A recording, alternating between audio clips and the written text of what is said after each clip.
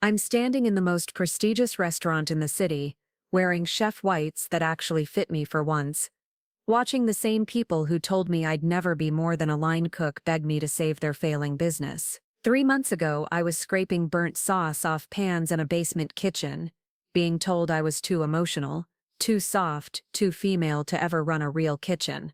Tonight, I'm about to prove them all catastrophically wrong. I'd love to know which corner of the globe you're watching from. And if this story speaks to you, make sure to subscribe. Tomorrow's video is one you absolutely can't miss. The kitchen at Marcello's was a battlefield, and I was losing the war. Steam rose from industrial burners like fog. The constant clatter of plates and shouts in 3 different languages created a chaos that somehow felt like home. I'd been working at the same station for 2 years, garde-manger, cold appetizers, the place where dreams went to die slowly. Emma, table 12 is still waiting for their antipasto. Chef Romano's voice cut through the noise like a cleaver through bone. He didn't look at me when he spoke, just kept his eyes on the tickets hanging from the rail, dismissing me before I could even respond. I wiped sweat from my forehead with the back of my hand, leaving a streak of olive oil that I'd clean later. The antipasto was perfect. Paper-thin prosciutto arranged like silk scarves, fresh mozzarella that I'd made myself that morning, roasted peppers glistening with just the right amount of garlic oil. But Romano had a talent for making perfection feel inadequate. "Chef, I sent that out 5 minutes ago," I called back, keeping my voice steady. 2 years of walking on eggshells had taught me exactly which tone wouldn't set him off. "Don't contradict me." His words were ice cold, delivered without even a glance in my direction. "Tony, take over as garde-manger. Emma, you're on dish duty for the rest of the night." The kitchen fell silent except for the hiss of sautéing onions and the mechanical hum of the dishwasher. Every pair of eyes turned toward me, some sympathetic, others relieved it wasn't them being humiliated. Tony, a line cook who'd started 6 months after me, stepped into my station without protest. He knew better than to show solidarity when Romano was making an example of someone. I untied my apron with hands that only trembled slightly, walked to the dish pit, and began the familiar ritual of spraying, scrubbing, and stacking. The water was scalding, the soap industrial strength, and the pile of pans seemed to multiply every time I looked away. This wasn't the first time I'd been demoted to dishes for imaginary infractions, and it wouldn't be the last. "You know he's just threatened by you, right?" I looked up to see Maria, the pastry chef, sliding a rack of plates onto my counter. She was the only woman in the kitchen with any real authority, and she'd earned it through 15 years of proving herself twice as hard as any man. Threatened by what? My incredible ability to arrange cheese? The bitterness in my voice surprised even me. "By your palate, your technique, the way customers ask for your dishes specifically." Maria's voice was quiet, meant only for me. "I've been watching you, Emma. You taste everything 3 times before it leaves your station. You adjust seasoning by instinct. You care about every single plate like it's going to your grandmother." I scrubbed a pan harder than necessary, trying to work out the frustration that had been building for months. Caring doesn't matter if I'm stuck arranging cold cuts for the rest of my life. It matters to the right people. Maria glanced around to make sure Romano wasn't within earshot. "There's a staging opportunity opening up at Le Bernardin next month. Real kitchen, real chef, real chance to learn from someone who won't crush your spirit for sport." Le Bernardin, even saying the name in my head felt like blasphemy. It was the kind of restaurant I'd dreamed about working in since culinary school, the kind of place where technique mattered more than testosterone and creativity was rewarded instead of punished. They'd never take someone from a place like this. I gestured around the cramped kitchen with its mismatched equipment and health code violations that everyone pretended not to see. "They take people who can cook. Everything else is just noise." Maria slipped a business card into my apron pocket. "Chef Laurent trained under Thomas Keller. He cares about food, not politics. Think about it." The rest of the night passed in a blur of dishes and dark thoughts. By closing time, my hands were raw from the sanitizer solution, and my back ached from hunching over the deep sink. I changed out of my soaked uniform in the cramped locker room, listening to the other cooks joke about their weekend plans while I tried to figure out how to pay rent on a dishwasher's wages. Romano was waiting for me by the back door, smoking his usual post-service cigarette. The alley behind Marcello's smelled like garbage and broken dreams, but at least it was quiet. Emma, he didn't look at me, just blew smoke into the humid night air. We need to talk. My stomach clenched. These conversations never ended well. I've been thinking about your future here, he continued, flicking ash onto the cracked pavement. You're a hard worker, reliable, you show up on time. Those are good qualities for certain positions. I waited, knowing better than to interrupt when he was building up to something. But you're never going to be a real chef. The words hit like a physical blow, even though I'd been expecting them. You don't have the temperament for it. Too emotional, too soft. The kitchen is warfare, and you're not a warrior. I've been cooking since I was 8 years old, I said quietly. I graduated top of my class from culinary school. I know every mother sauce, every knife cut, every book knowledge. He waved my words away like smoke. Any monkey can memorize techniques. Leadership is different. Command, presence, authority, the ability to break someone down and build them back up stronger. You don't have. I thought about the dishes I'd created in my tiny apartment kitchen, the flavor combinations that came to me in dreams, the way my hands moved instinctively when I cooked, like they were remembering something ancient and essential. What are you saying exactly? Romano finally looked at me, his expression almost pitying. I'm saying you should consider the front of the house. You're pretty enough, good with people. There's no shame in knowing your limitations. The suggestion felt like swallowing glass. Front of house meant smiling at customers, explaining dishes I'd never be allowed to create, watching other people live the dream I'd been chasing since childhood. And if I don't want to transfer, he shrugged, then you can keep washing dishes. But understand that's all you'll ever do here. I'm not running a charity, Emma. I need cooks who can handle the pressure, who won't crack when things get intense. You're just not built for this life.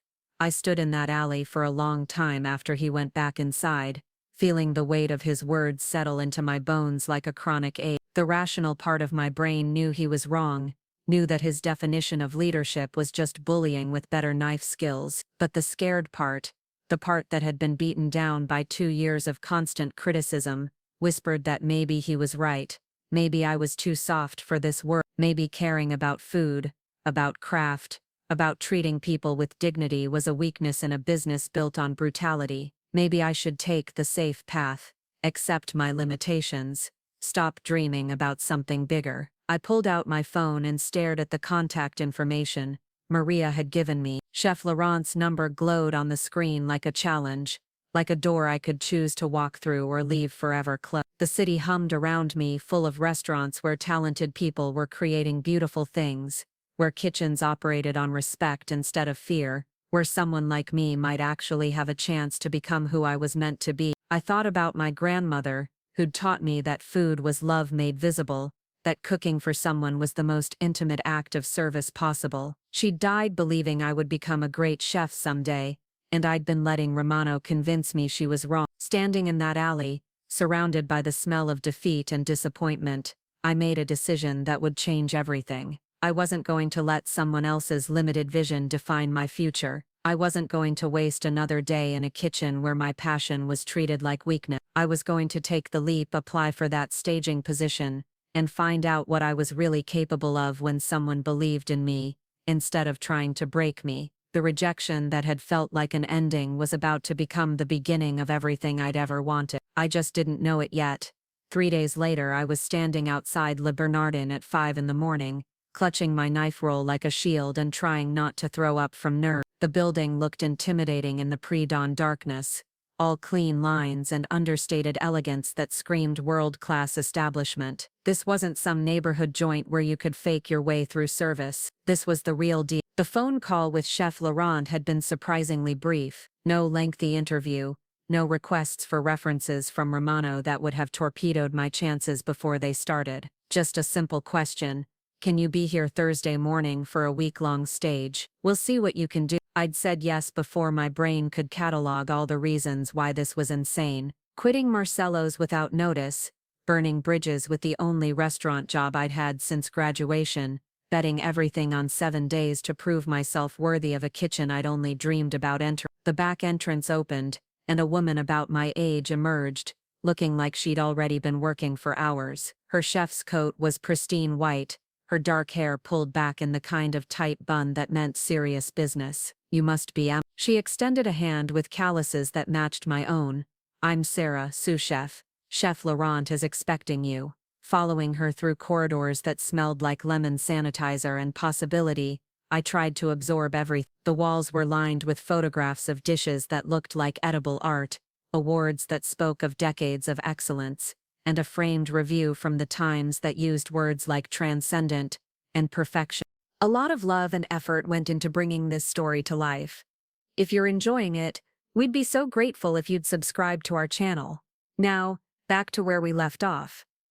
The kitchen was a temple to precision. Every surface gleamed, every tool had its designated place, and the morning prep crew moved with a choreographed efficiency that made Marcello's look like amateur hour. No shouting, no chaos, just focused professionals doing what they loved at the highest possible level.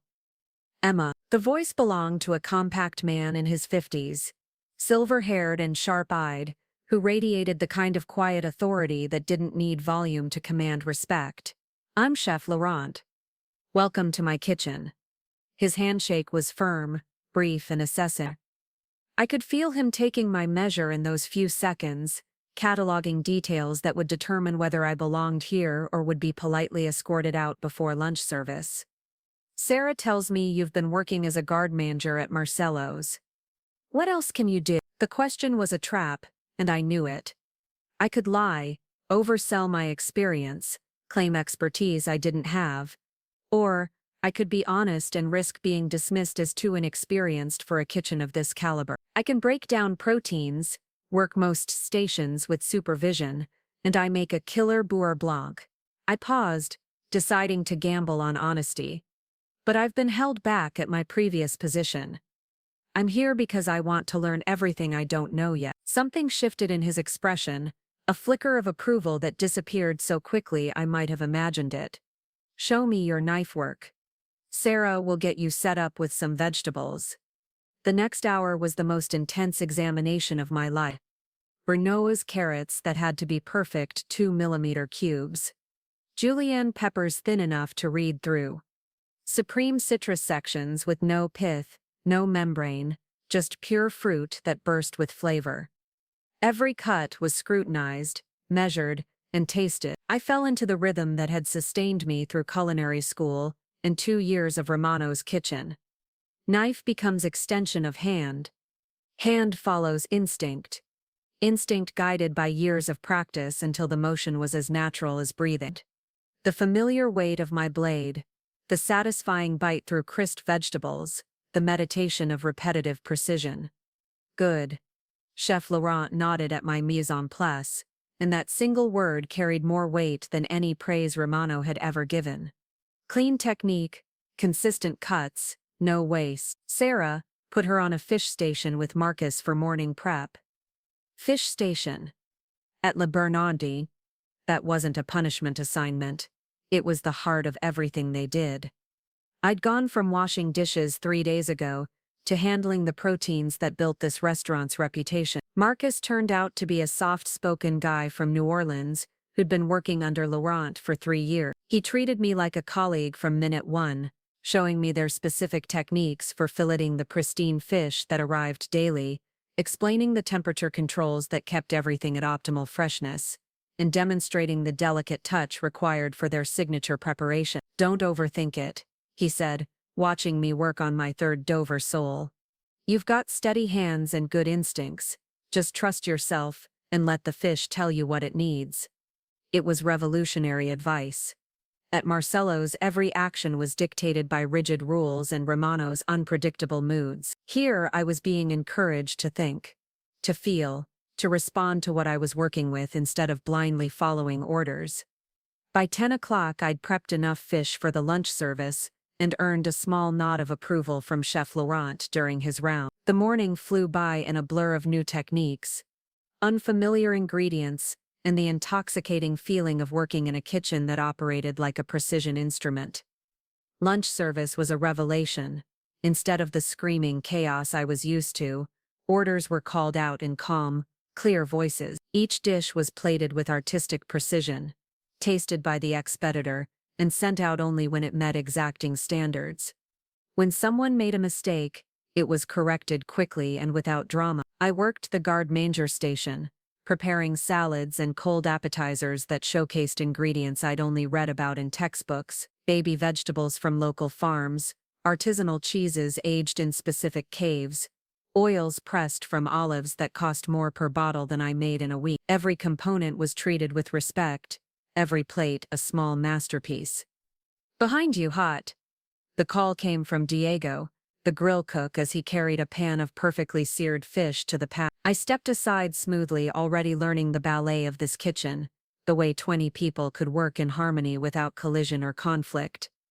3 hours later, as the last lunch ticket went out, I realized I hadn't thought about Romano or Marcelo's one. I'd been completely absorbed in the work, in the satisfaction of creating beautiful food alongside people who shared my passion for excellence.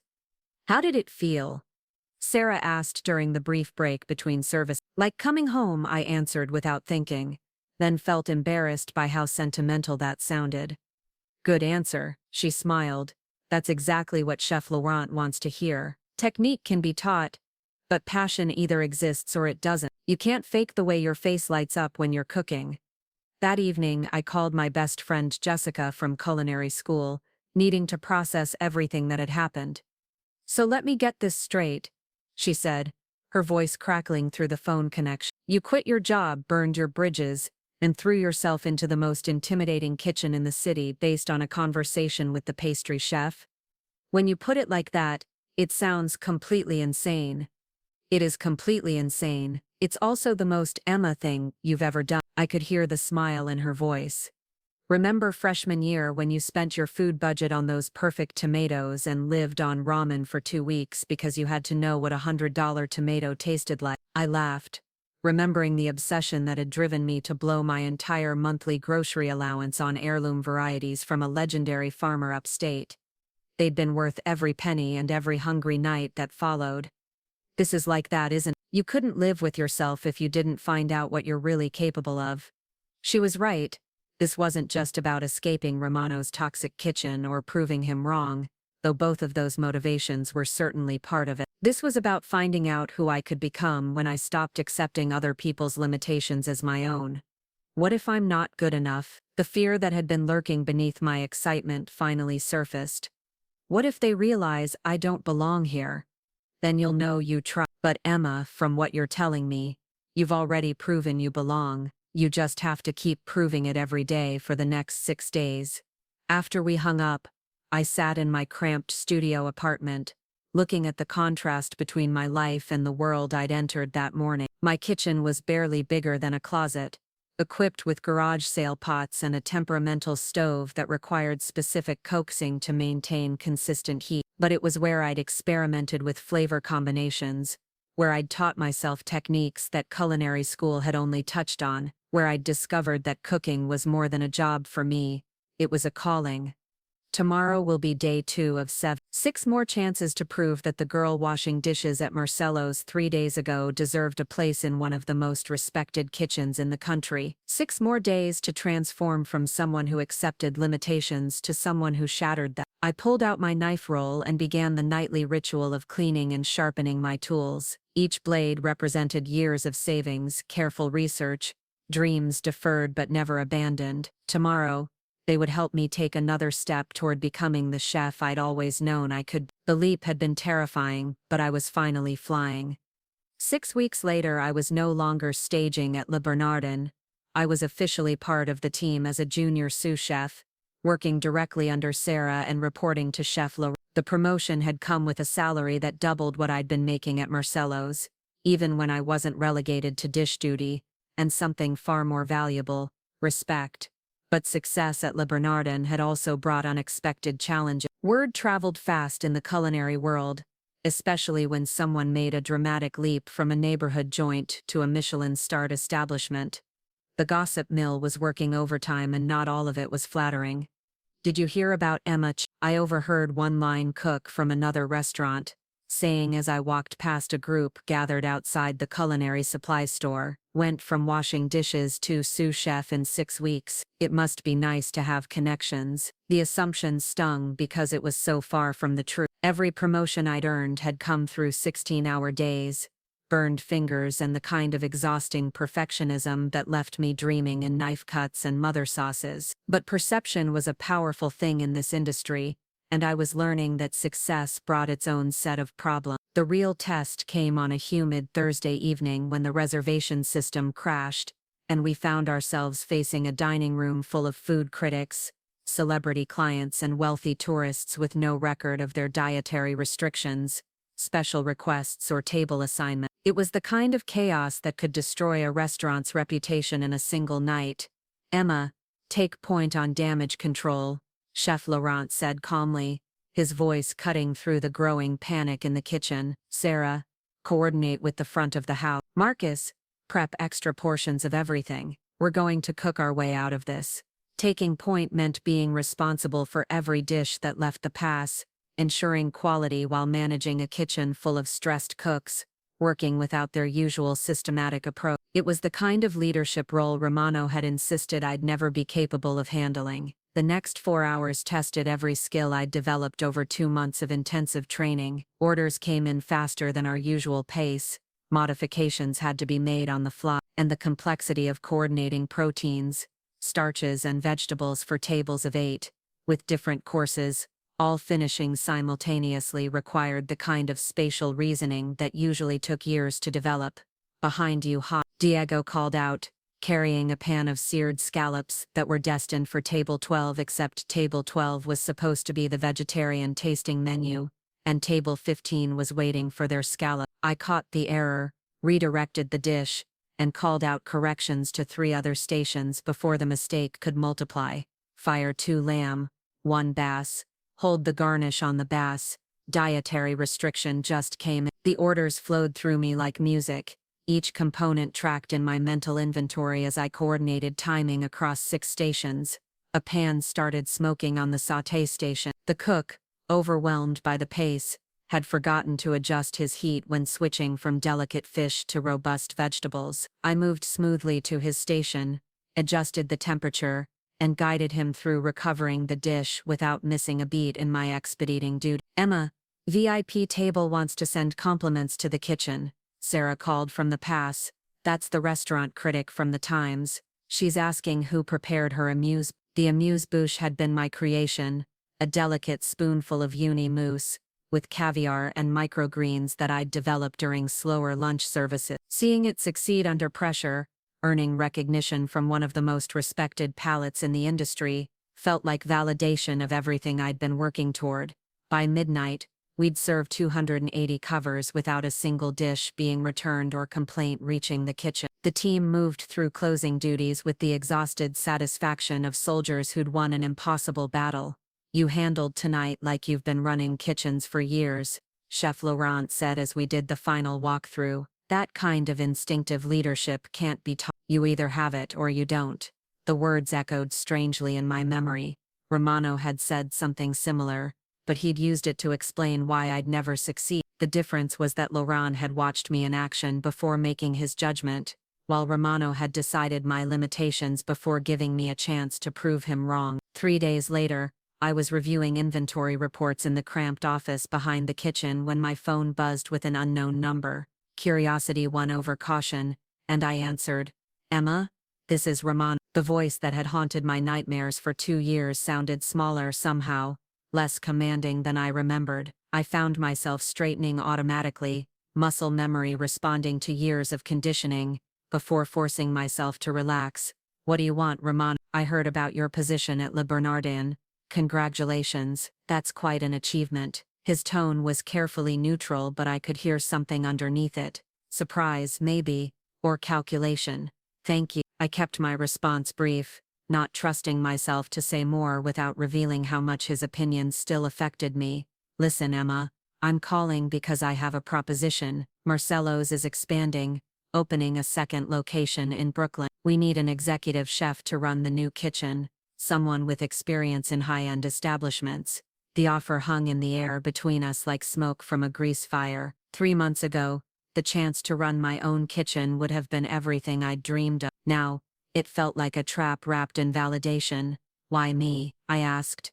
Because you've proven yourself, you took my feedback, improved your skills and made something of yourself. That shows character, resilience, the kind of qualities I need in a chef who can build a kitchen from the ground up. His feedback, as if the systematic destruction of my confidence had been constructive criticism instead of workplace bullying, as if relegating me to dish duty for imaginary infractions had been part of some master plan to make me stronger. What makes you think I'd be interested? Come on, Emma. Executive chef of your own kitchen versus being someone else's sous chef, the money alone should be reason enough. I'm talking about 60% more than Laurent's paying you, plus equity in the new location. The financial temptation was even with my promotion, I was still living paycheck to paycheck, still sleeping on a futon in a studio apartment that smelled like the fish market downstairs. The chance to build wealth, to have ownership in something, to finally afford the kind of life I'd been working toward. It was seductive. I need to think about it, I said. Of course, but don't take too long. Opportunities like this don't wait around forever. After hanging up, I sat in the office surrounded by the organized chaos of Le Bernardin's operations, trying to process what had just happened. Romano, who had spent 2 years telling me I'd never amount to anything, was now offering me exactly what I'd always said I wanted. That evening, I found myself walking aimlessly through the city, my mind churning through possibilities and complications. I ended up at a small park near my apartment, sitting on a bench and watching office workers hurry home to lives I could only imagine. Rough day. I looked up to see a man about my age, wearing scrubs and looking like he'd just finished a long shift. His smile was gentle, tired in the way that came from caring about work that mattered. Something like that. You? Emergency room resident, just finished a 36-hour rotation. He gestured to the empty space beside me. Mind if I sit? I'm too tired to make it home without a break. Of course, I moved over, making room. I'm Emma. David. He settled onto the bench with a sigh of relief. What do you do? Besides contemplating life's complexities in public parks, I'm a chef, and apparently I'm having a career crisis at the worst possible time. Want to talk about it? I find that complete strangers sometimes give the best advice since we have no investment in your decisions. So I told him everything. About Romano and Marcello's, about finding my place at Le Bernardin, about the phone call that had turned my clear path forward into a complicated maze of competing priorities. David listened without judgment, occasionally asking clarifying questions but mostly just being present for my confusion. Can I ask you something? He said when I finished. When you talk about working at Le Bernardin, how do you feel? Like I'm exactly where I'm supposed to be, like I'm finally using all of my abilities instead of just a fraction of them, like I'm learning and growing every single day. And when you talk about Romano's offer, I thought about it honestly, like I'm being offered the chance to prove something, like maybe this is what validation looks like I could finally show everyone who doubted me that they were wrong. David nodded slowly. I had a similar choice 2 years ago. A private practice offered me double what I make at the hospital. Better hours, wealthier patients. All I had to do was give up emergency medicine and become a cosmetic surgeon. What did you do? I stayed in the because when I really thought about it, I realized the private practice offer wasn't about what I wanted. It was about proving I was successful enough to be wanted by someone else, and that's a terrible reason to make a life-changing decision. His words hit me like revelation. Romano's offer wasn't really about my skills or potential. It was about his need to feel like he'd been right, all along, like my success validated his methods instead of proving them wrong. Taking his job would mean accepting his narrative about my journey, instead of owning my own story. The thing is, David continued, success isn't just about money or titles or proving other people wrong. It's about becoming who you're meant to be, and doing work that matters to you. Sounds like you've already found that. We sat in comfortable silence for a while, watching the sun set behind the city skyline. When David finally stood to continue his journey home, he handed me a business card. In case you ever need a reminder that someone believes in following your instincts over other people's expectations. The next morning, I called Romano back. I appreciate the offer, I said, but I'm not interested. Don't be hasty, Emma. This is a chance to run your own kitchen, to build something from scratch. You'll never get an opportunity like this again. You're wrong about that, I said calmly. When I'm ready to run my own kitchen, I'll create that opportunity myself, but it won't be working for someone who spent 2 years trying to convince me I wasn't capable of success. You're making a mistake. You're letting emotion cloud your judgment. No, Ramon, for the first time in my life, I'm making a decision based on what I actually want instead of what I think will prove something to someone else. I hung up before he could respond, feeling lighter than I had in days. 6 months later, I was standing in the same kitchen where this journey began, but everything had changed. Le Bernardin had just received its 4th Michelin star, a recognition that came partly from the innovative tasting menu I'd developed with Chef Laurent's guidance. Food and Wine had featured me in their Rising Stars issue, and 3 different restaurants had approached me about head chef positions, but the most satisfying moment came on a random Tuesday during lunch prep, when a young cook approached me nervously. Chef, I'm starting here next week, and I wanted to ask, do you have any advice for someone who's been told they don't have what it takes? I looked at this kid, probably 22 years old, with the same hungry desperation I'd felt 2 years ago,